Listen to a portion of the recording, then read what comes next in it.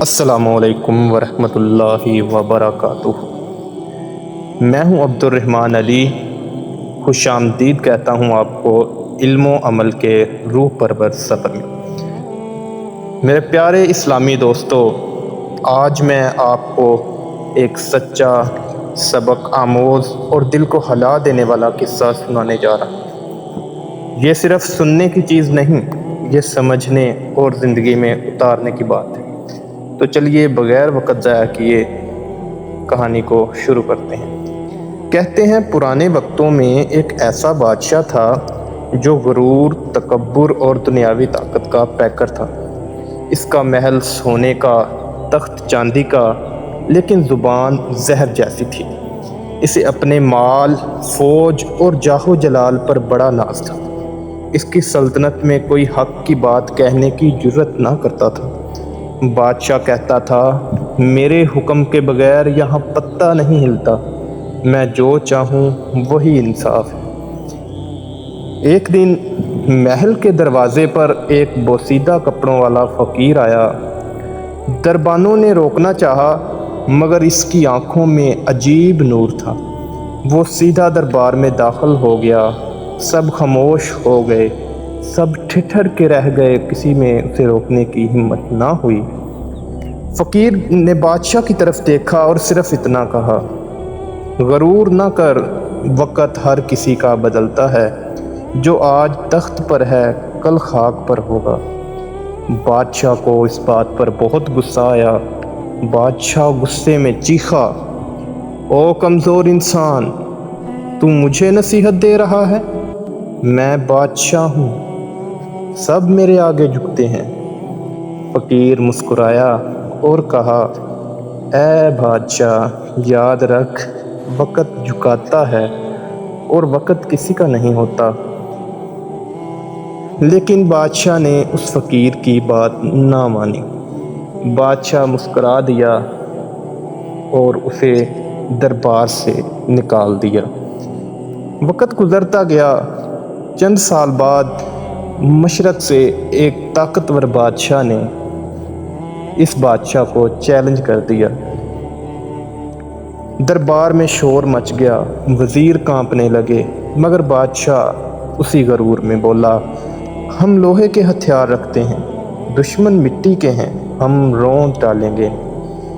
فوج تیار ہوئی، زریں چمکیں، گھوڑے دوڑے اور جنگ کا میدان سجا۔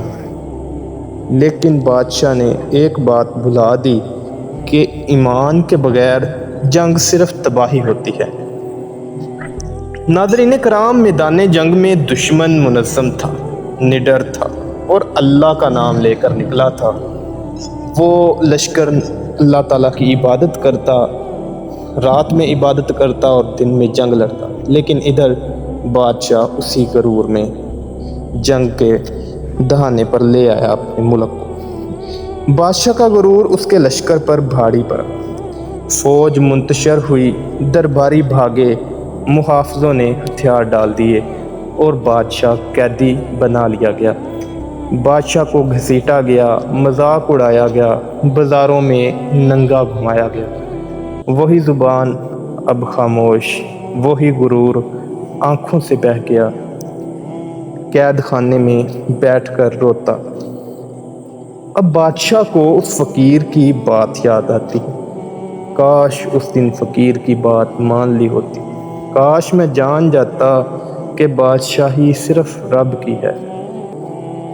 اسی طرح بادشاہ کی زندگی کا وہیں قید خانے میں اختتام ہوتا ہے اور بادشاہ چند ماہ بعد مر گیا۔ نہ جنازے میں ہجوم، نہ قبر پر چراغ، دفن بھی ایک گمنام فقیر کے ہاتھ ہوا۔ اس قبر نے بہت سے لوگوں کے دلوں میں اللہ کا خوف پیدا کیا۔ اسی فقیر نے قبر پر آ کر آہستہ سے کہا، اب سمجھ آیا اصل بادشاہ کون ہے؟ تو معزز سامعین، اس بات سے ہمیں بہت سے سبق حاصل ہوتے ہیں۔